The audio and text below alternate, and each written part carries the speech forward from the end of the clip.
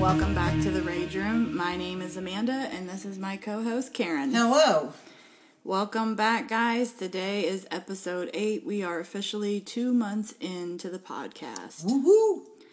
So today, I will be taking a break from the mic, and Karen will be taking over the lead case. Why don't you tell us what's going on? Well, it is a juicy one for sure. Definitely want to be advised that this case contains graphic description of violence, assault, and murder. Listener discretion is advised. What happened to 23-year-old Andrea Josbury, a young redhead who grew up amidst alcoholism, physical abuse, and mental illness, who at just 16 years old moved away at the persuading of her boyfriend as an escape? She soon found out it was no escape at all, as she was pulled into a world of selling and becoming addicted to drugs. Later, becoming a sex worker, and was a victim of violent physical abuse at the hands of her boyfriend. Angela was reported missing June 2001. Or what about Serena Abbotsway, who never really had a chance in life as she was born with a fetal alcohol syndrome? Her father dying from his drug addiction and her mother passing also when she was very young. Her foster parents doing all they could from the age of 4 to 17, Serena displayed violent behavior and was placed in a group home. She later fell into drug abuse herself and became a sex worker. In August 2001, at the age of 29, Serena was reported missing. And let's talk about Mamie Lee Frey, who grew up in a loving home with a supportive family and attended Christian school.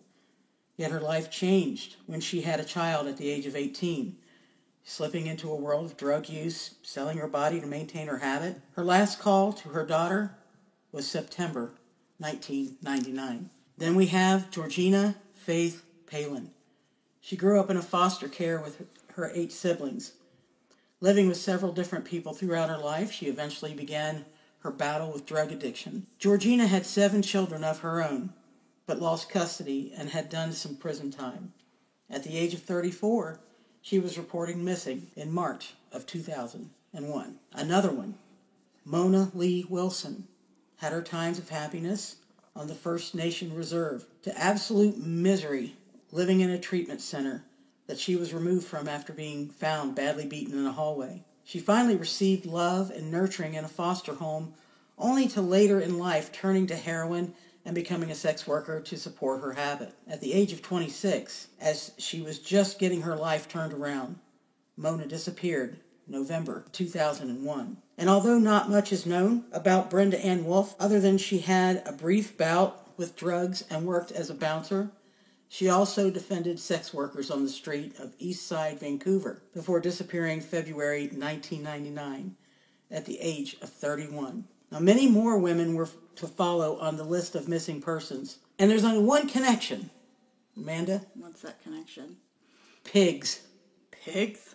Pigs! All these missing women have that in common. Pigs. So for all of you bacon lovers out there, here's a question for you. What do pigs and murder have in common?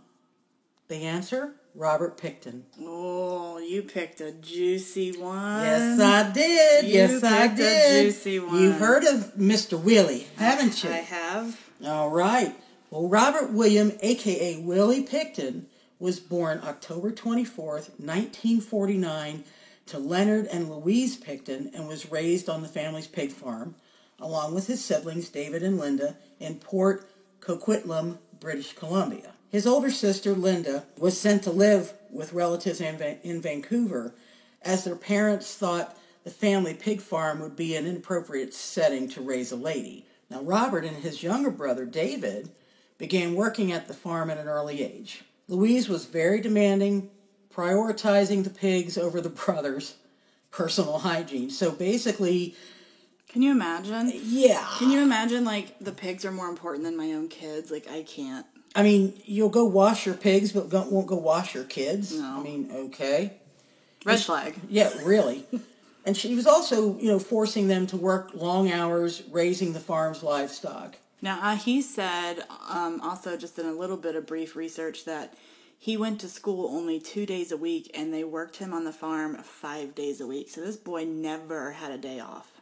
Wow. Yeah. Very little education. Yes, yeah. Okay. Well, she often sent them to school in unwashed, dirty clothes, reeking of manure, and earning the brothers the nickname Stinky Piggy from their classmates. And, can you imagine being a kid and not knowing really any better? Your parents didn't teach you any hygiene. You go to school and then all of a sudden you're getting picked on. And here's the thing, too. Like, if you were that person picking on the stinky kid, like, shame on you. Because I remember in class watching people pick on somebody who was stinky and didn't have the means to take a shower because they didn't have running water. But instead, kids just see it as, oh, you stink, you stinky piggy. And shame on you. Well, even with all of that, Pickton, he was strongly attached to his mother. Of course, it's his mom. Exactly. And, he had little interaction with his abusive father. Right. Right. Now, when he was in his early teens, he used his savings to buy a calf, which became like a beloved pet for him. Right. One day, after, failing to find the calf after school, he was told by his mother to check the barn. He went into the barn and was just brokenhearted to find his pet calf slaughtered. Jeez. Right? That's traumatizing. Exactly. Yeah. Now, Pickton dropped out of school in 1963 at the age of 14 and acquired a position as a butcher's apprentice. Okay. So really just going from working the farm now to working the other side of it. Exactly. Now, in 1970, he left his apprenticeship to work full-time at the family farm. His father died in, I believe it was 1978, and his mother died the following year. Wow, okay. Okay, leaving that farm to Pickton and his two siblings, Linda and David, they didn't even want the farm. But David took over the house, and Robert began actually running the farm on his own while living in a remote area on the property in a trailer. Okay, yeah. Now, they later began selling off parts of the land to housing and shopping center developers. Now, you and I both know, if you've got a lot of acreage, and you start selling off plots the big bucks come in. So Absolutely. These guys didn't really want for cash or money. Yeah. Well, it didn't take long for the housing complexes to go up and the money began pouring in. And it also didn't take long for the people to pour in as well with specific intentions of money in mind. We all know what happens. You see this stinky pig farmer kind of dude, not very heavily educated. And good old boy, per se. Yep. Exactly. And all of a sudden, people know that he's got all this money. Hey, Willie, I need help. Well, why do you think people say when they win the lottery, they're not telling anybody? Because people come out of the woodwork, and that's exactly what happened. Exactly. Again, it didn't take long for people to come asking for money. So it seems, money would not have been an issue for Robert, but it's not the case because months later, the Picktons were sued by Port Coquitlam officials for violating zoning ordinances, neglecting the agriculture for which it had been zoned, and having altered a large farm building on the land for the purpose of holding dances, concerts, and other recreations. Right, and if we didn't tell you guys earlier, this story is based in Canada. I think we forgot to mention that. Yeah, so Port Coquitlam is in Canada. Yes. Yeah. Now, the Picktons ignored the legal pressure and held a 1998 New Year's Eve party, after which they were faced with an injunction banning future parties. The police were authorized to arrest and remove any person attending future events at the farm. Now, the society's nonprofit status was removed because, basically what they did when they built this barn, the barn that was over there, but they started having the parties and all of that. They put together this nonprofit, so anything that was coming in money-wise, they could keep. Right. They no had, taxes. No, yeah. Exactly. Yeah. Right. Okay. So, they had that injunction banning future parties.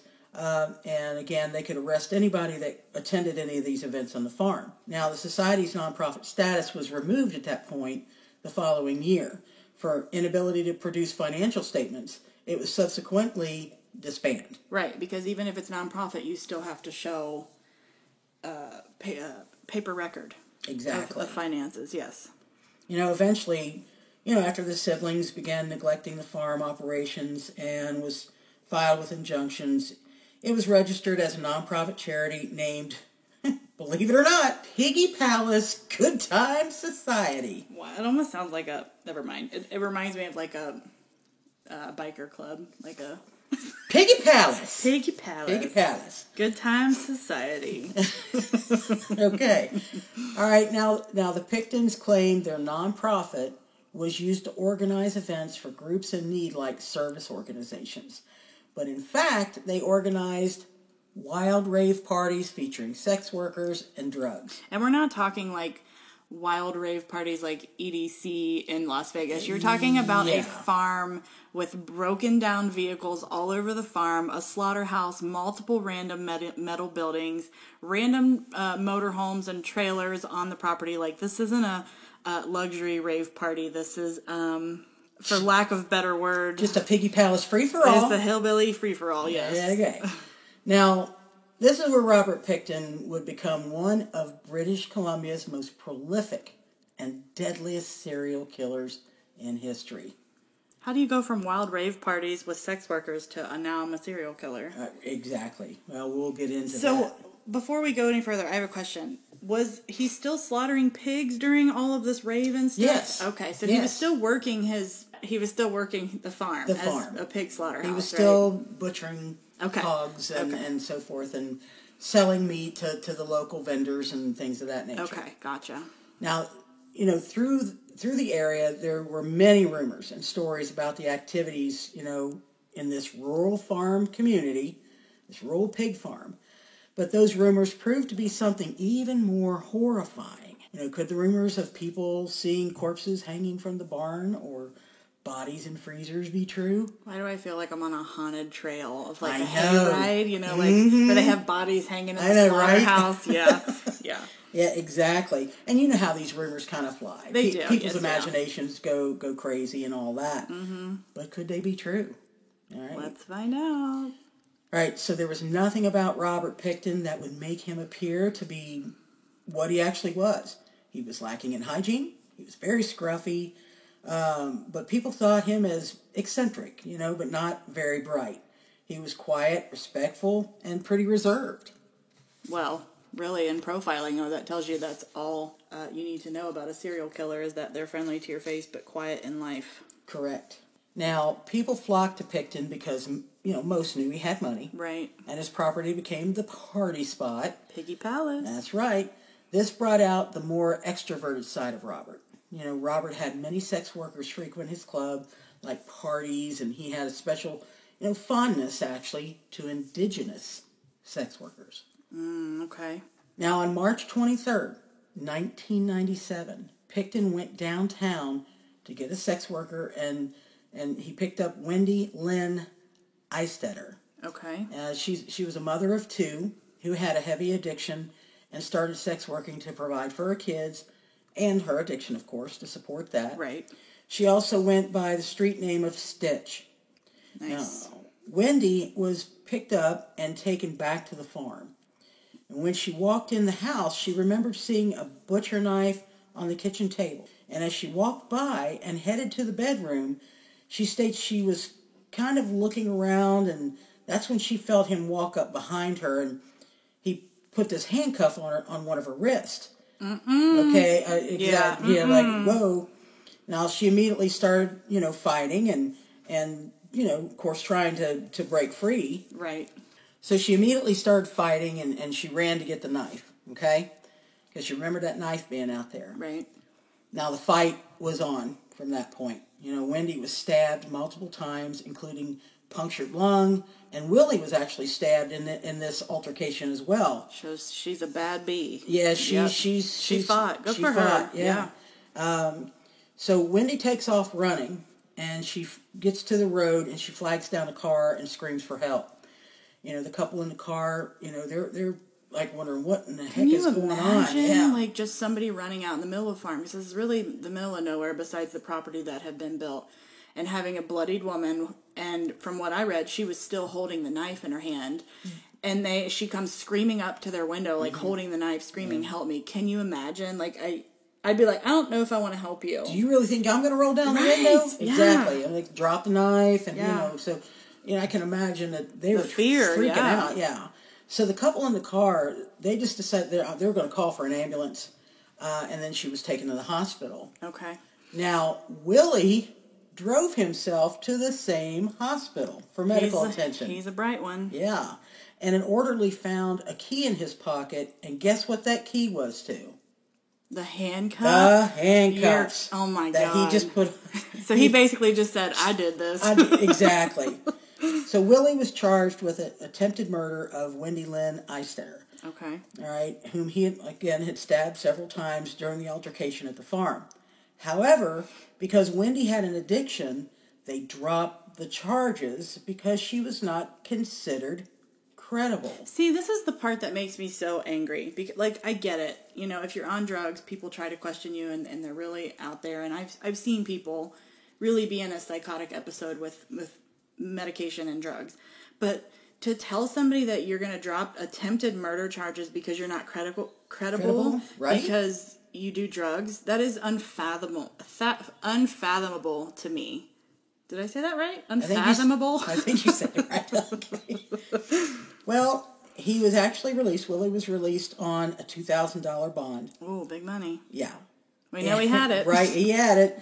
And charges were dismissed in January of 1998. Of course they were. Isn't that a common theme with all of this? It is. It's like they just get a slap on the wrist until they do something significant enough to go, oh yeah, he's probably bad. Exactly. He's probably a bad guy. All right. Well, over the course of the next 3 years, many women, and mostly indigenous, were reported missing, and ultimately the number went up to 49. Jeez. But here's the kicker. Police made no connection for these disappearances. Wow. No connection. 49 women ended up missing, and no connection was made. How do you not, even after 1, after 2, after 3, after 4, not go, there's a running theme here, guys? But Question think mark. about it. Red flag. But think about it. They are all indigenous. They're all sex workers.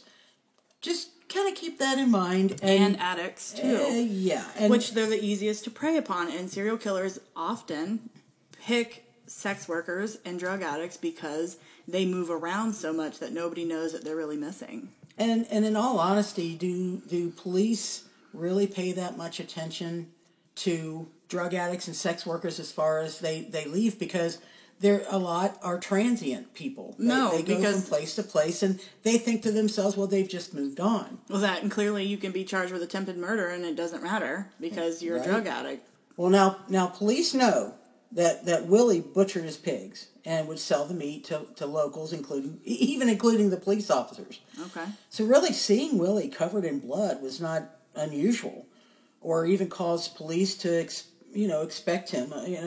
Although due to reports to the police, searches were conducted and police never found anything. Yeah, from what I read, they had little petty searches of tips on drugs, and they'd go in and search. And he was kind of on the radar with the police, but not to any degree. It was always misdemeanor or low felony charges of drug use or sex workers, and they were never found anything. Right. Yeah.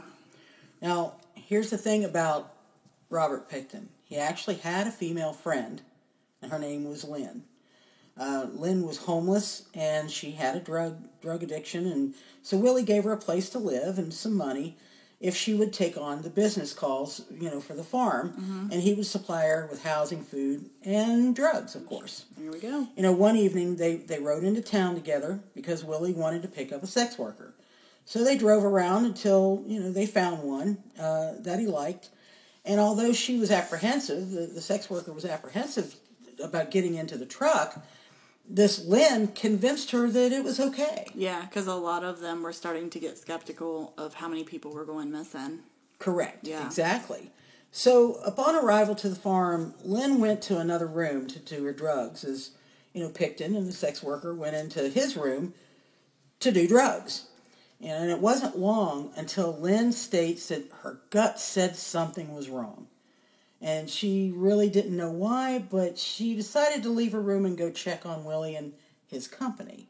Okay. All right, so she went in to investigate and looked into Willie's room. Well, they weren't in there. Okay. All right, then she went in and checked the kitchen. Nothing. So Lynn then notices that the slaughterhouse light was on. In the middle of the night? Yes. And she decided to go out and check on things. And when she opened the door to the barn, she was not prepared to see what she saw. Here we go. When Lynn opened the doors, she saw a woman's body hanging from a meat hook on the ceiling. Oh.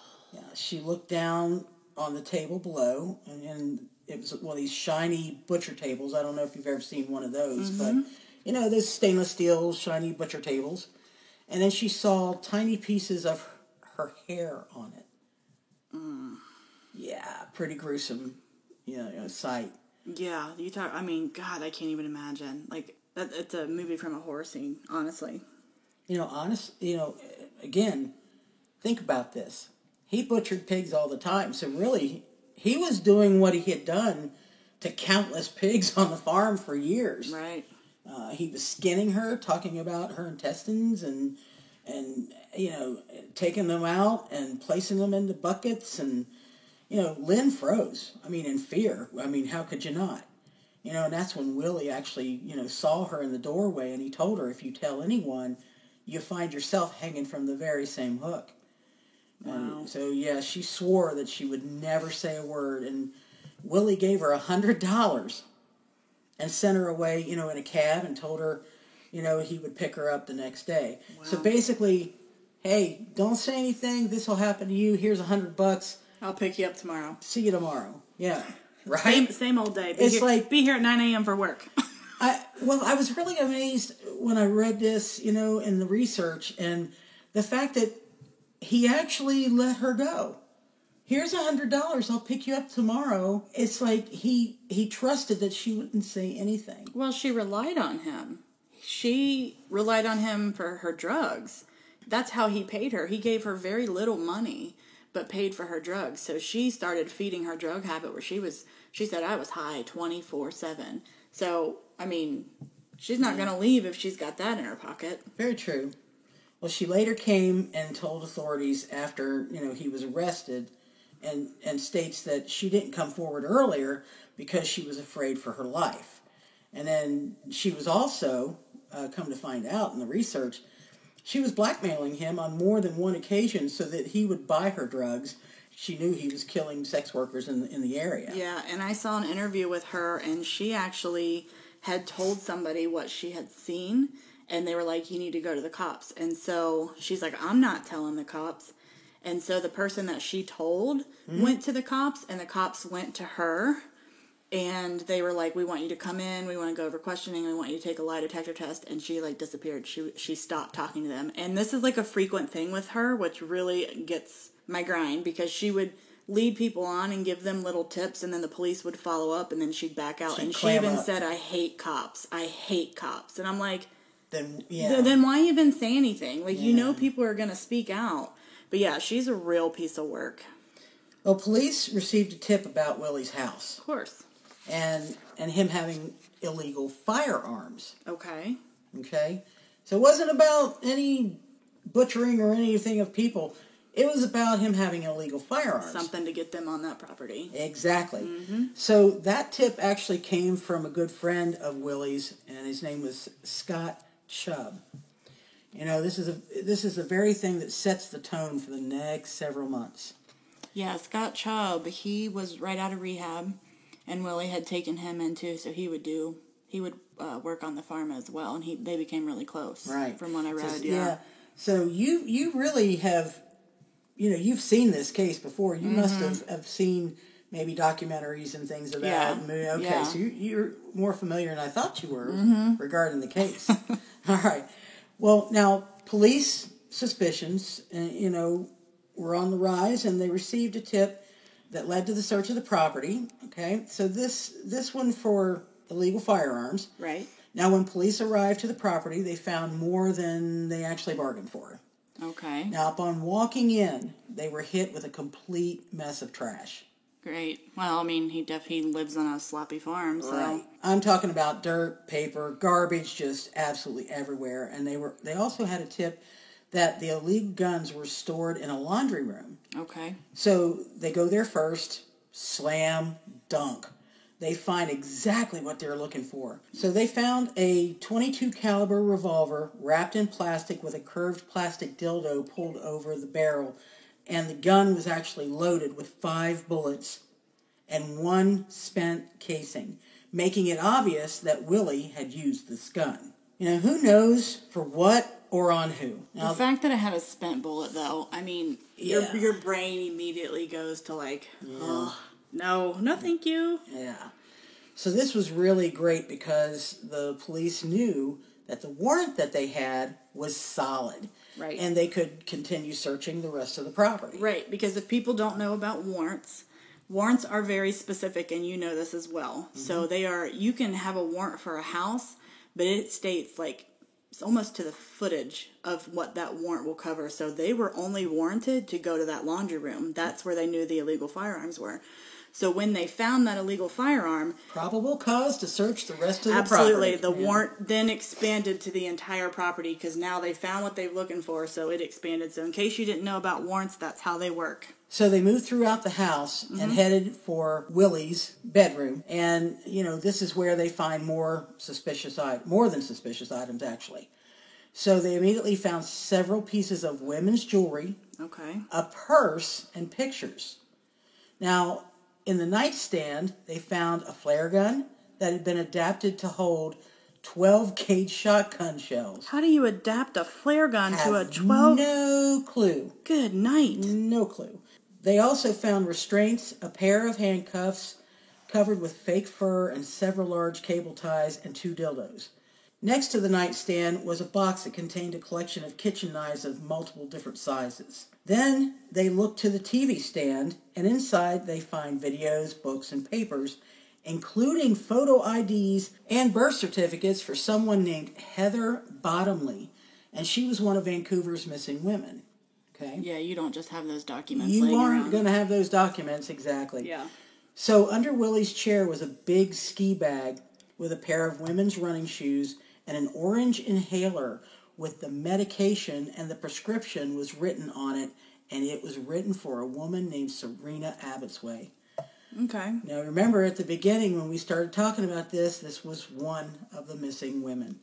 A woman had not been seen for around for a while. Now remember that this search was, basically for illegal firearms only. So the team begins wrapping up when an officer comes across the radio, and he is in another building on the property. That building he radioed was from, he was in the slaughterhouse. Okay. And if that's not a creepy scene alone, imagine a dark slaughterhouse with no lights on and only to see what flashlights would show you. No thanks. Exactly. No thanks. Thank you. I don't really want to go into that. No way. Well, that's exactly what happened here. The building had no lights on, and you could only see what the flashlights would show you. Right. And upon walking into the dark building, they shined their lights on this large meat hook, and underneath it was a table. What was hanging? 2 pigs.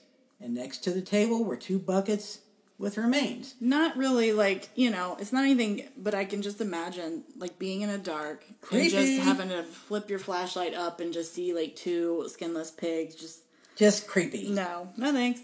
So of course this is not, like you say, super unrealistic, right, because they were in a slaughterhouse, right? Right. But still kind of startling to walk up on. Yeah. The most startling thing was when they started to search the motorhome on the property. When they walked in, there was literally blood everywhere, all over the motorhome. The mattress, the floors, the walls, A, B, C, D, all of the above. So things have now taken a wild, hard left, because now they know something or someone has died in there. Yeah, you don't slaughter a pig for one in a motorhome when yeah. you've got a slaughterhouse, so something's up. Exactly. Now, this made that entire 14-acre property a crime scene, and to this day, again, is the largest Canadian crime scene ever known. 14 acres of a crime scene. Of a crime scene. Can Normally you a crime imagine? scene's the size of a room, maybe a house. Yeah. 14 acres? Exactly. 14 acres. Now, police were only 2 weeks in to the search when the very first DNA hit came back. All of the blood in Willie's trailer belonged to one woman. Okay. And her name, Mona Wilson. One of the missing women. One of the missing women. Okay. So after they found the inhaler and the blood, police then charged Robert Pickton with 2 counts of first-degree murder on February 21st, 2002, and remained under investigation not only for those 2 women, but for 48 more women. Oh my God. 48 more. Yeah. Wow. Now, after the arrest, he was booked, and Willie was described as being absolutely filthy and refused to shower. They scheduled an interrogation the following day after his arrival. Mm-hmm. Now, during the interrogation, Willie basically talks for, say, I think it was about 11 hours, but everything is nonsensical, and he doesn't help the investigators at all in the case. I mean, he is shown several photos of missing women, and as the police hoped to kind of summon a reaction from him, but it didn't work because he just had no reaction and stated there were so many people coming to his farm, he didn't know. He didn't recognize any of the pictures that they had shown him. I don't buy that. Well, to think about this, though, for a guy like Robert Pickton, women were just objects to him. And it's said that he would probably recognize one of his pigs before recognizing any of the women that he killed.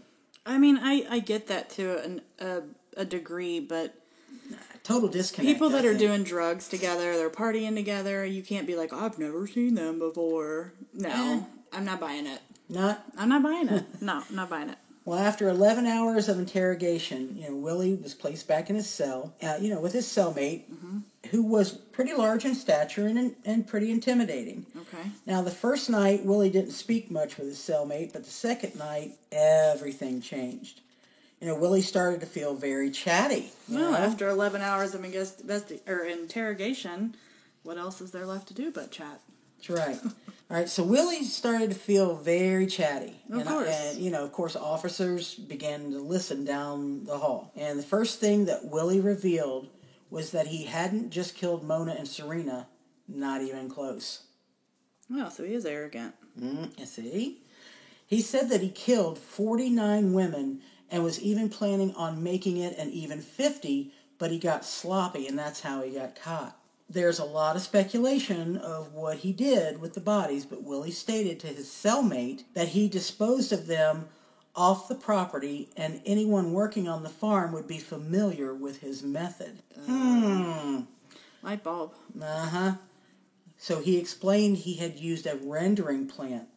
Now, a rendering plant, for those who are unfamiliar, it converts livestock carcasses into industrial fats and oils. Right, and put into products like butter and... Right. Yeah.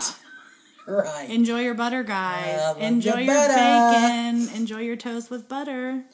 Now, Willie would pick up women, bring them back to the farm, gag them, tie them up, with a wire, rape and take them into the slaughterhouse and where he would hang them and gut them. He would then take them to the factory to be placed in the rendering machines. Now, the rendering factory did state that they would make weekly trips to the farm to pick up, and often in barrels, along with intestines and remainders of the carcasses, would often find large chunks or black or burnt charred meat, and stated it was super unusual. Now, see, that baffles me. Because, why not say something? Right, because if you look into anything like a rendering plant, if anything is suspicious like that, or charred or black, they're not allowed to use it. So I don't know how...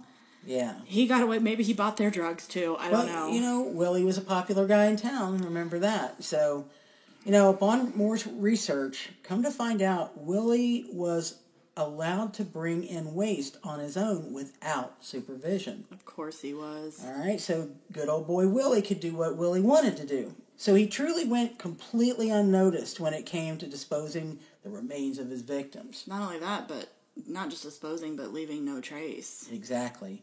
Now, he would also mince the human flesh and combine it with the food for his pigs, and would feed this to the pigs, making them basically accomplices. Why do I feel like I'm in a movie of Hannibal Lecter? I know, it kind of feels that way a little bit, yeah. So, fun fact, Willie didn't know that the guy in his cell wasn't actually a jailmate at all. Okay. He was actually an undercover officer. He was a cell plant, and his job was to make Willie comfortable enough to pull information from him, and it worked beautifully. So Willie was singing like a canary, right? Of course he thinking was. This was, Yeah, he's Mr. Big Guy now in jail. Yeah, Look buddy at in me. crime, and he's thinking this guy's, another cellmate or what have you, and he's actually an undercover cop. Wow.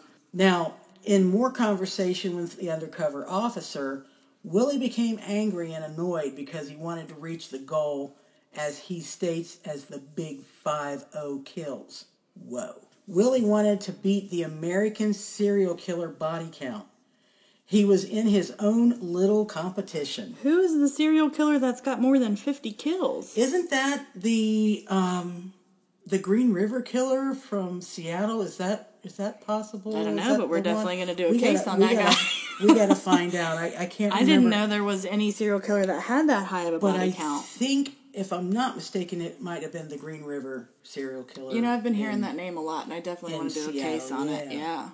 Okay. So in more conversation with the undercover officer, Willie kind of started getting angry and annoyed because he wanted to reach that goal, and he just didn't make it. So he was just really annoyed by that. Well, man, that's something to be real angry about. Yeah, right? Good So night. while all of this DNA evidence kept coming back from the farm and linked not only Serena, but also a new victim. Okay. Now, this victim is Andrea Jonesbury. And if you remember at the beginning of this, she was one of the names that I mentioned as one of the missing women. Mm-hmm. She's another one of those women who faced addiction and fed her addiction with sex work.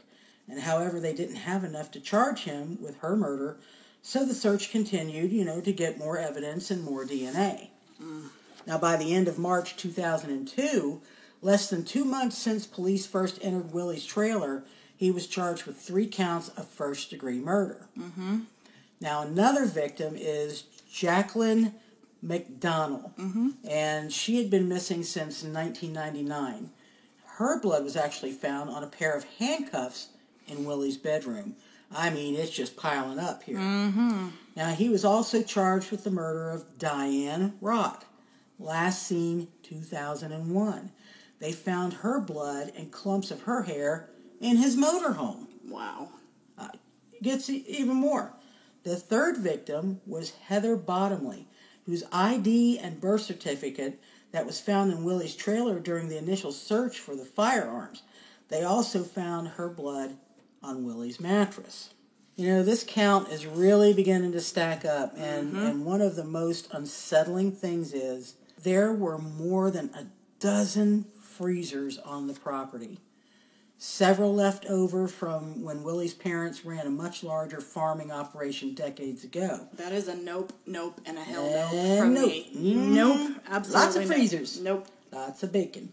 So here we go. More horror is about to be uncovered, right? So inside a freezer, they find 2 5-gallon buckets. Yeah. Yeah. All right. Well, the contents were frozen solid, but it is said that the contents were unmistakable. They were 2 human heads, both had been cut in half vertically, and to make it worse, inside each skull were 2 hands. And beneath those were 2 feet. Ugh. Gross. Yeah. The first skull belonged to Andrea, and the second was Serena. Both women had died from gunshot wounds. Wow. So it wasn't enough for him to shoot them. Right. He had to decapitate, and it just blows my mind. Yeah. Now, Jeez. Can you imagine being the family? No. I can't. But we're actually about to dig deeper because the medical examiner remembered something. He had seen this before. Mm-hmm. Half a woman's skull had also been found in February of 1995. So long, well, not a long time ago, but what, 6 years, 5 years? Yeah. So this one had also been vertically cut, and it was about 40 minutes from Picton's farm. And at the time, police tried to identify her, but were never successful. And she became, the cold case with no answers and basically a Jane Doe. Jane Doe, yeah. So forensics again. How were the 2 heads in the freezer cut? They were cut with a reciprocating saw. Ooh. A very small handheld saw. They do test, and it was the same work of Robert Picton. Wow. Police have now broadened this search and are now digging up to 30 feet down into the ground. So not only 14 acres wide, right, now 30 feet down on the 14 acres. Exactly. Oh my Lord. Into the ground, and they're looking for any forensic evidence or remains. And every square inch of the farm was covered, and the team was able to link more victims, one of which was Mamie Frey. She was identified by a fragment of her jawbone that had a couple of her teeth still intact. She has been officially reported missing, I think it was in September of 1997. Wow. Now, another victim that was identified through this work was Brenda Wolf, and she was also identified by a portion of her jawbone with some teeth. She was last reported seen late February 1999. And if you've seen the footage of them searching this property, because it wasn't that long ago, so we had cameras and stuff, they were like digging with hose and rakes on like literally pockets that are the size of a billfold. Imagine doing that on 14 acres with rakes and hose and just sifting, looking for stuff. Exactly. Now, with countless hours placed on the farm, investigators found that many more women had died on that farm. Some to include were Wendy Crawford, Heather Hallmark, Patricia Johnson, Sarah DeVries, Jennifer Firminger, Heather Chinook, Tanya Hollick, and Sherry Ervick. And police were also able to connect a Jane Doe to this case, and it was another half skull found in a swamp, and they were able to connect it with a rib bone on the property that matched. Wow. He had stuff scattered everywhere. And then finally, they were able to connect Georgina Papin. And they found several bones buried on the farm and blood in several of the buildings. So what's he do? Just like kill them and then take them everywhere? Just all over the place. Like field trip? Now, tips continued to pour in from the Picton farm, and Scott Chubb was the source of one of those tips. He was the original person, actually, who sent police to the Picton farm with a tip about the firearms. Right. We talked about him before, yeah. And he got the police on the farm in the first place, right? Mm-hmm. So the police wanted to talk to him more, and that's exactly what happened. Scott then told police that Willie had told him that the best way to kill a drug addict is by injecting windshield washer fluid into their veins, and then they would die within 10 minutes, and that no one would question the needle mark. He also offered to pay Scott $1,000 to actually kill Lynn because she was blackmailing him. Only $1,000. This man has so much money, and he's like, "I'll pay you $1,000 to kill Lynn. I'll give you $100 to go into town and forget what you saw tonight," right? Jeez. Well, another informant was actually Andrew Bellwood. Andy was another guy who hung around the farm. Mostly just odd jobs here and there.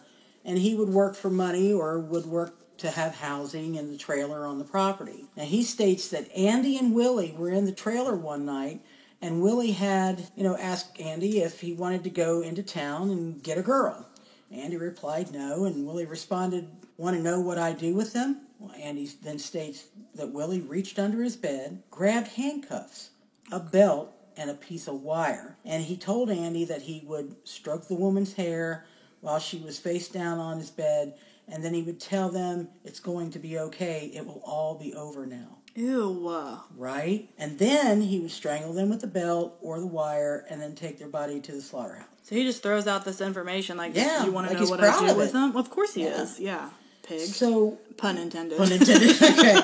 So Willie went on to tell Andy that he, fed their bodies to the pigs, and whatever didn't get eaten, he would send to the rendering plant. He also states that he and Willie were very close, and after he told him this, the next day some associates of the farm, came and told Andy they wanted to talk to him. Right. Right. So when Andy arrived, they beat him up pretty badly and accused him of stealing equipment. Yeah. Willie's feeling a little like, threatened. Yep. Oh, crap. I told on myself. Andy states that it was his way of initiating fear into him, and their friendship ended up, on abrupt terms, of course, after Willie described what he did to the women. He said, we ain't friends no more. You really think you're going to be friends with somebody that tells you that kind of stuff? No, Willie's the one that told him. That's what I'm saying. Yeah, that's what he's I mean. like, no. So the running theory is that the reason he would take the hands and feet and place them in the skull is because he knew that if he was to send those to the rendering plant,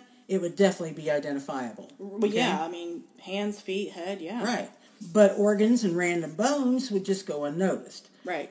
That's why several bone fragments and the skulls and the heads were found on the farm. All right, so they found a total of 3 heads on the farm. Now, we know the first 2, but the third was Mona's. The same victim whose blood was in the motorhome. Wow. The biggest farm discovery was about 5 months, I think, into the search on that farm. And a couple of officers were tasked with clearing out 2 old freezers.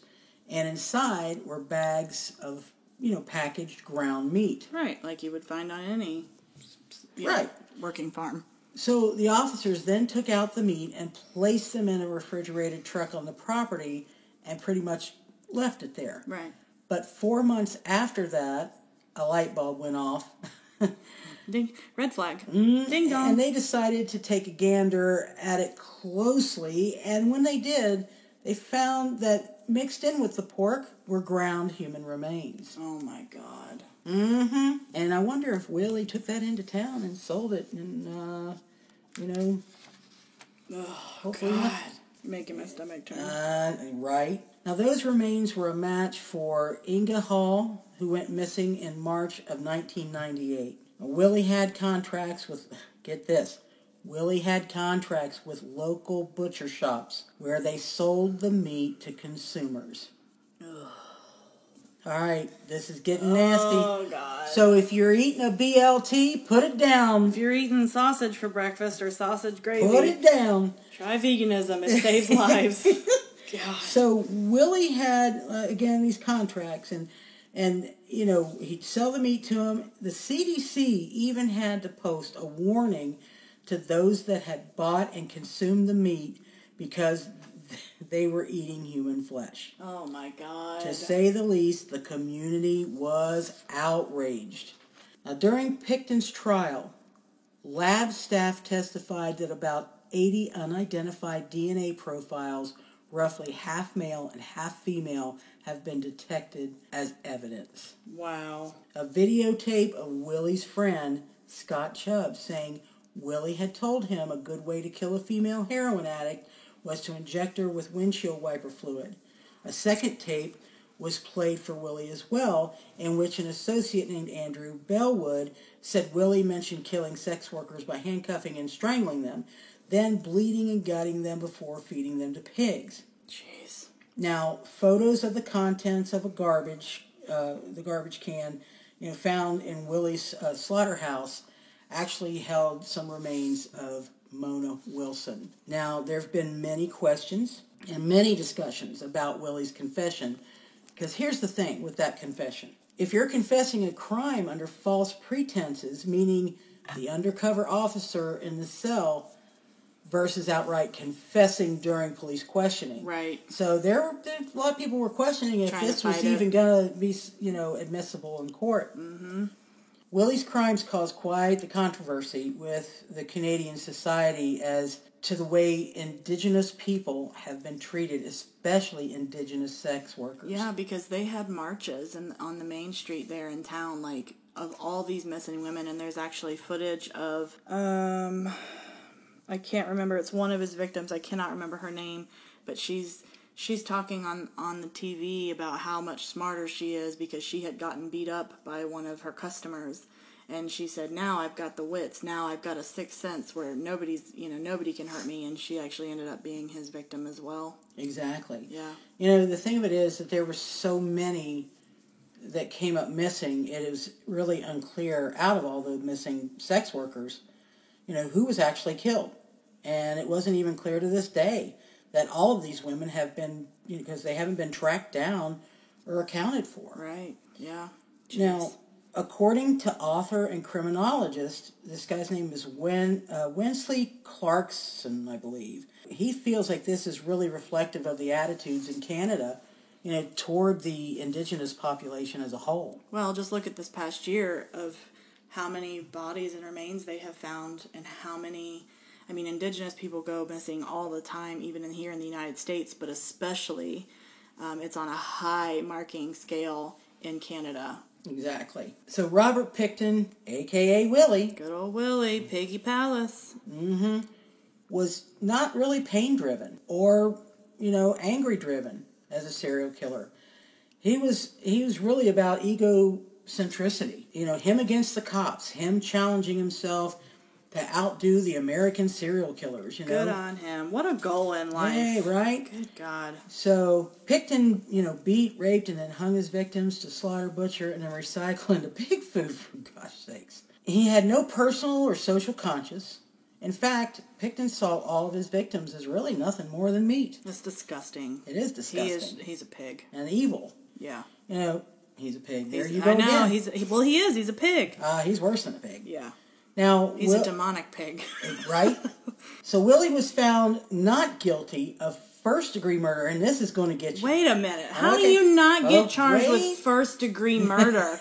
You have 48 victims, and you're not going to get charged with first-degree murder? No. And here's why, okay? Because the jury could not believe, without a shadow of a doubt, that his murders were planned or that someone else didn't help him. Okay, maybe that the didn't help him part, I can understand.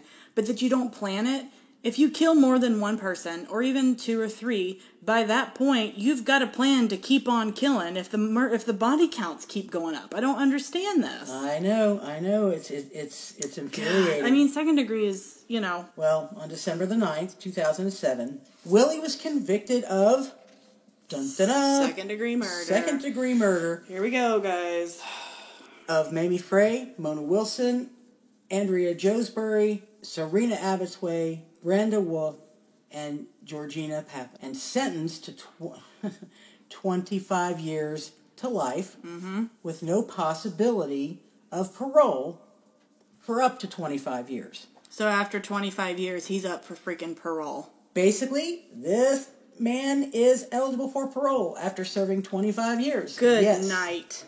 Now, how can someone kill 49, 50 people and not be locked away for the rest of his life? Even if it is second degree, I mean, I know that from what I've read, they tried to change the legislation on this, but he had already been tried, so they couldn't do it. So how? How? I know. In 2018, Robert Pickton was transferred to the Port Cartier, I believe it's Port Cartier Institution in Quebec. You did better than I did, because I'd have been like Port Carter. Port Carter. Now, family victims are pretty outraged. As I'm you can outraged, imagine, yeah. That he's eligible for temporary parole in 2024. Yes, temporary parole 2024. This is 2 years from now. So halfway house, right? And permanent parole in 2027. Oh my God. He'll be That's what, 5 years. He'll be what, 74? I think he'll be like 74, 75. Why is he able to get out?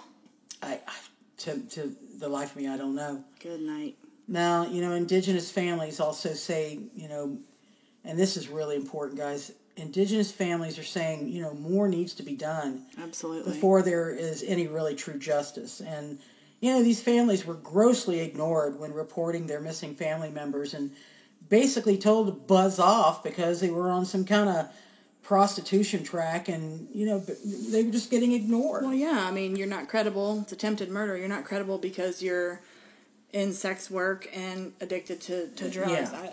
No. Right? Well, the Canadian government spent over $200 million with the search of the Pickton farm. And it, again, is still the largest search and investigation in Canadian history. Wow. And as Willie was convicted of the murders of Mamie Frey, Mona Wilson, Andrea Joesbury, Serena Abbotsway, Brenda Wolfe, and Georgina Pappan, Canadian law enforcement decided not to pursue the rest of the cases because he was already sentenced to the maximum and decided to stay the rest of the victims' cases instead of spending millions of dollars in trial. Yeah, so that means basically to stay a case is they're not going to pursue it because they're going to spend money in trial, and he's already been sentenced to the max that he's going to get, which is bullshit because he's going to get out. Right. But, Well, the rest of the women he killed, which charges were stayed, is listed online and deserves justice. They do. And there is a entire list of the victims there. And again, guys, we know that a lot of these women listed are indigenous, and there may be different enunciations of the names, so we apologize if we are pronouncing them wrong, and we're from the United States, so if you are listening from Canada and we're pronouncing your town, your places wrong, we apologize in advance. Absolutely. These women, we wanted to pay respect to each and every one of them. Even the ones that haven't been found or identified that Exactly. could have been a victim of not only any crime, but especially of this piece of work. This magnitude, yeah, exactly. Picton, he made a goal. He really did. He was, one of the, he was the deadliest serial killer in Canada. I mean, yeah, still is, and to this day still is. Wow. Yeah, so that's the case put together today, folks. I mean, yeah, it was a little lengthy one, but it was. Yeah, we actually talked about doing a 2-part series, but then I just didn't get a point to stop Karen because it was good, and honestly, for your first case covering, you, great job, awesome job. Thank you, I appreciate that. You did a great job. So that is it, guys. That is the case, and that makes me just want to go cook some sausage, some bacon. Some vegan sausage. Oh, I can't. I think I'm going to go have a BLT. And ever since I saw this case and I knew you were doing it, I swear I've passed like 5 refrigerated trucks. And we were on our way to work the other morning and we passed a refrigerated truck. And I was like, I can't stop thinking about ground meat and these. I just can't. So, again, guys, thanks for coming out. I know we are putting this out a day late, and I appreciate the patience as things have kind of really unfolded fast in our life the last 2 weeks. And thanks to Karen for taking on such a big case and filling in the shoes of myself for this week, as I have not been feeling so great. But we thank you for coming back. We are here every weekend at this point. Every weekend we will be here at some point. And I will post updates to let you know if something changes where we need to move some dates around. But rate and review Karen, because, round of a flip and applause. That was great. You did awesome. Oh, well, I appreciate it. But you know what? Let's go get a hot dog. No. Absolutely not. You guys have yourself a fantastic week. Enjoy the sunshine. Enjoy the rain. Enjoy whatever life brings you. Life is too short. We love you. We thank you for your support. And until next time, we will see you later. Bye-bye.